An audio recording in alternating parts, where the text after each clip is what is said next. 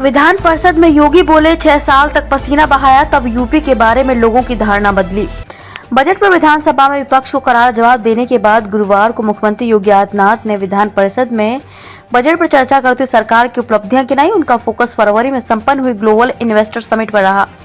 उन्होंने कहा कि हमने फरवरी 2018 में यूपी इन्वेस्टर समिट का आयोजन किया था। 2023 में फिर से ग्लोबल इन्वेस्टर समिट किया गया। पहले जहां 4.68 लाख करोड़ के प्रस्ताव आते थे, आज उसी यूपी में 35 लाख करोड़ के प्रस्ताव आए हैं। केवल एनसीआर तक ही ये सीमित नहीं है, पूर्वांचल और बुंदेलखंड में लाखों करोड़ के प्रस्ताव पास हुए हैं। इसके लिए अभियान चलाना पड़ा। 6 साल तक टीम यूपी लगातार काम करती रही। पसीना बहाया तब धारणा बदली। हमारे पास आज बेहतर कनेक्टिविटी है, express way, rail network, air network. हमने सेक्टोरल पॉलिसी बनाई और उसमें कार्य योजना बनाकर हमने परिश्रम को आगे बढ़ाया।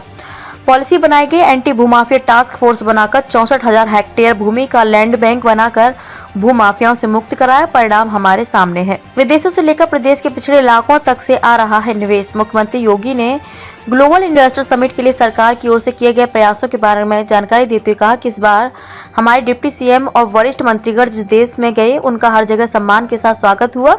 हमारी टीम दुनिया के 16 देशों, भारत के 8 शहरों में बड़े पैमाने पर निवेश लेकर आई। हमारे जनप्रतिनिधियों ने यूपी के हर जिले में निवेशक सम्मेलन किए। यूपी की ये सबसे बड़ी सफलता है कि जहां 75 जनपद कवर हो रहे हैं, तो वहीं सबसे पिछड़े इलाके पूर्वांचल और बुंदेलखंड से भी भारी निवेश हुआ है।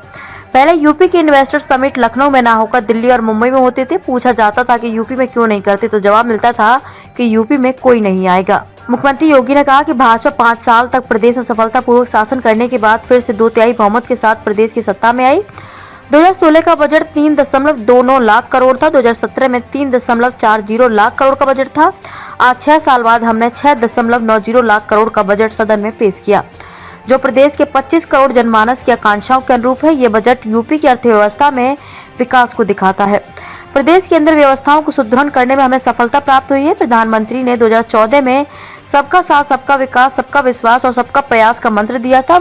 वही सरकार की सफलता का मूल मंत्र है।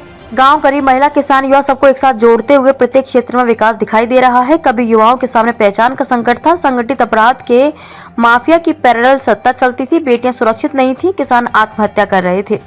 आज यूपी का नौजवान जहां जाता है वहां सम्मान प्राप्त करता है। भारत के हृदय स्थल यूपी के हर गांव, मोहल्ले, जनपद में विकास देखने को मिल रहा है। मुख्यमंत्री योगी ने एक बार फिर विपक्ष को घेरते हुए कहा कि मैंने कल भी कहा था कि समस्या के समाधान के 2 रास्ते होते हैं, या तो उसमें भाग लो या उससे भाग लो। हमारे पास समाधान करने वाली टीम है। जब हम वसुधैव कुटुंबकम की बात करते हैं तो वो जाति की बात करते हैं। जब हम ग्लोबल इन्वेस्टर समिट की बात करते हैं तो वे जाति की बात करते हैं। जब हम बजट की बात करते हैं तब भी वे जाति की बात करते हैं।